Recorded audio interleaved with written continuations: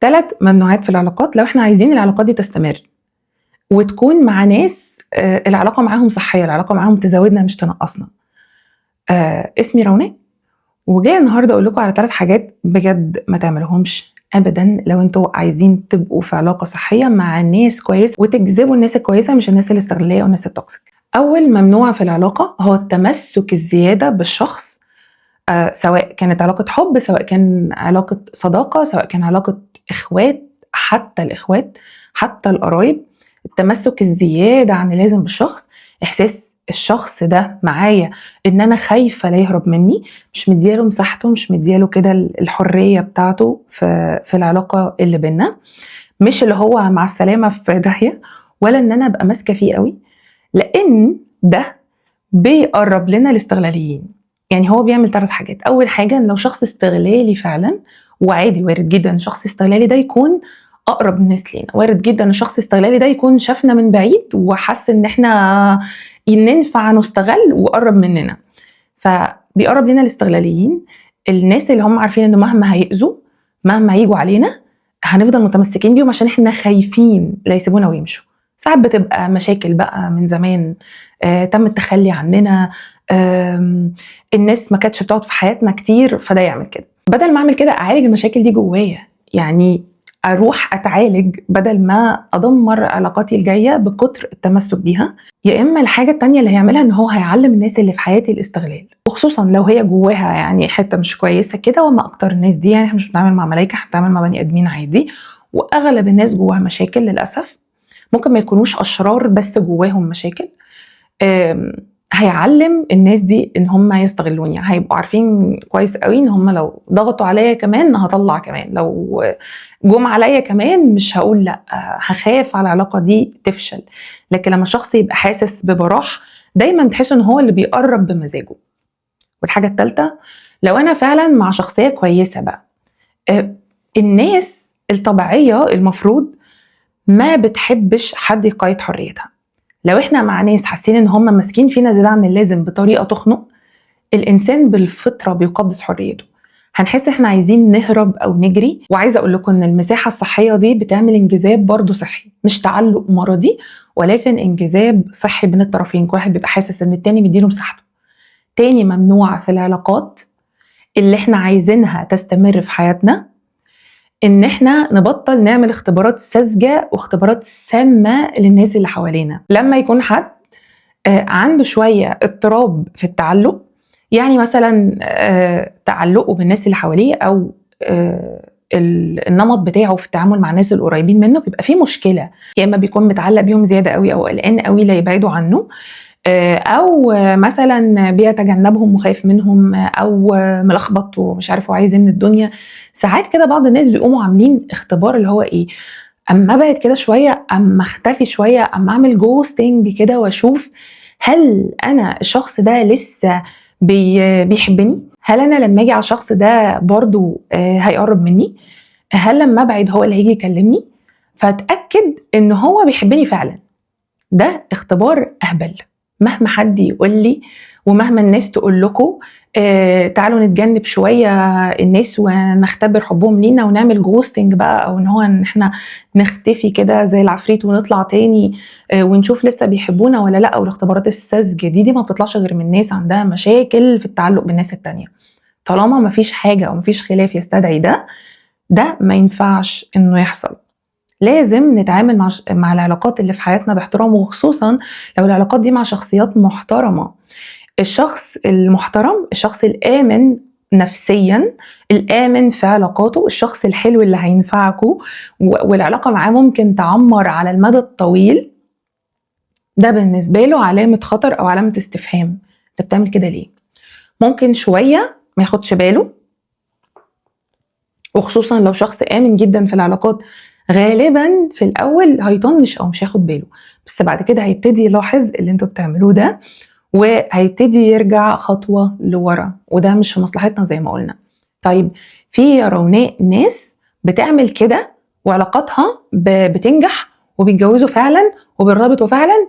هو الجواز مش النهاية السعيدة للعلاقة، النهاية السعيدة للعلاقة هي استمرارها على المدى الطويل، لما يبقوا 2 عواجيز كده ولسه مع بعض ومكملين مع بعض وبيحبوا بعض، مش مستحملين بعض بالعافية. هي دي العلاقات السعيدة، مش العلاقات اللي بتكلل بالجواز بس. الجواز ده بداية الرحلة مش نهايتها.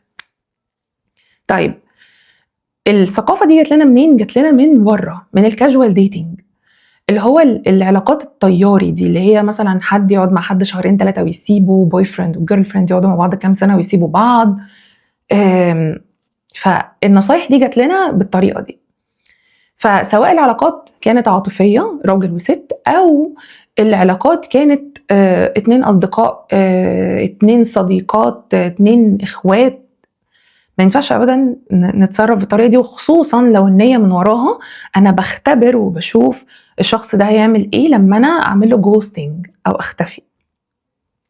وإن ده يدل على مشاكل في الشخصية، إن ده اللي يدل على للناس اللي فاهمة بقى، للناس اللي بقول لكم الناس الكويسة اللي مش هتستمر بالطريقة دي، إن ده اللي بيدل على نقص حاد في الثقة بالنفس، إن شخص أصلا يصدق إن في حد ممكن يحبه أو يتعلق بيه فبيختبره كل شوية. ثالث نقطة، ودي أخطر نقطة بجد في الأخطاء اللي ما ينفعش أبدا نعملها في العلاقات: العطاء المفرط بدون مقابل. نركز بدون مقابل. ما ينفعش ابدا ادخل علاقه انا حاسه فيها او انا دايما بدي فيها بدون مقابل. هقول لكم بيقع في الفخ ده مين بالذات؟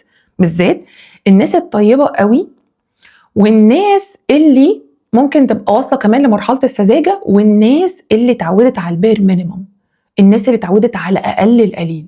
غالبا كانوا مثلا لآباء توكسيك او اباء سامين، فكان دايما هو الشخص الحامي في العلاقة. هو مش حاسس ان ابوه وامه بيحموه، فهو اللي بقى بيحمي، هو اللي بقى بيصلح، هو اللي بقى بيعالج، وبيقبل بأقل القليل. وبالنسبة له اهو الحمد لله، هي الحمد لله وكل حاجة، بس العلاقات هات وخد. يعني ما ينفعش ابدا ابقى بدي بدي بدي بدي واللي قدامي يا دوب بس ما مبسوط كده وراضي والدنيا تمام وما بيديش في المقابل.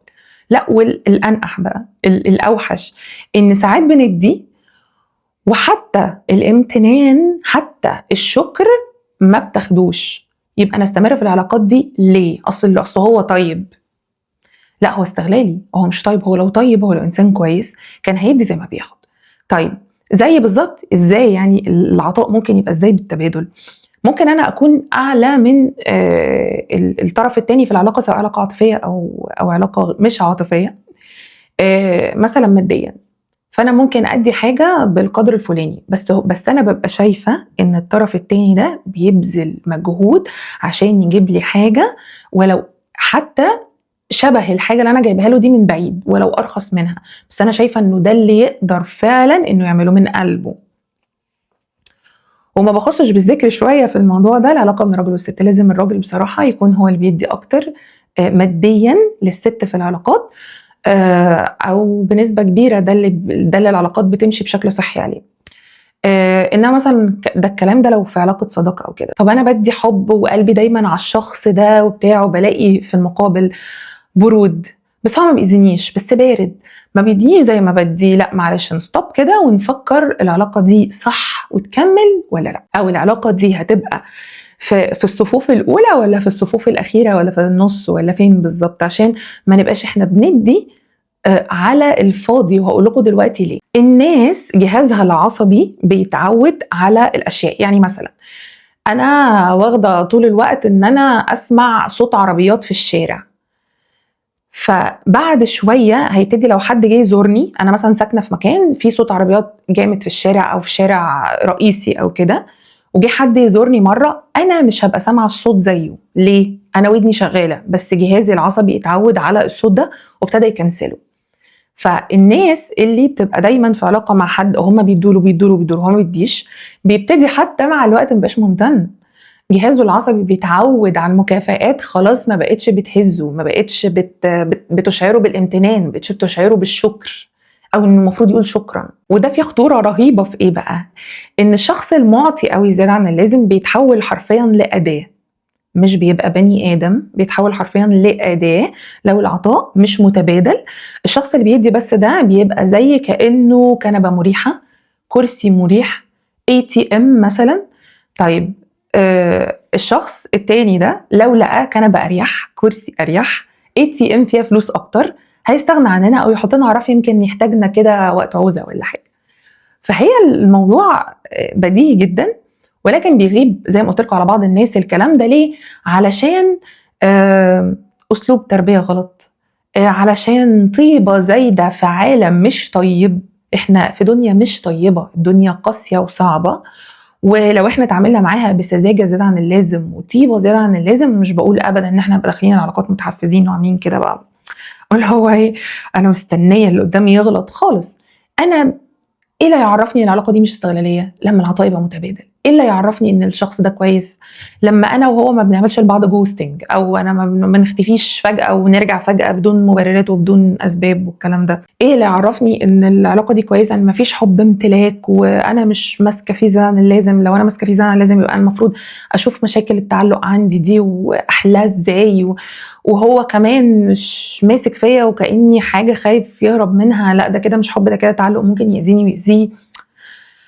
فاهميني؟ او مثلا استغلال او كده. ففي حاجات بسيطة بنعملها في أول العلاقة أو بنبقى عارفينها في العلاقة بتاعتنا، دي بتمنع عننا أو بتقلل فرص الاستغلال، أو العلاقة في يوم من الأيام تبقى علاقة سيئة أو تنتهي نهاية سيئة. وبس كده. أشوفكم إن شاء الله في فيديو جديد على خير. مع السلامة.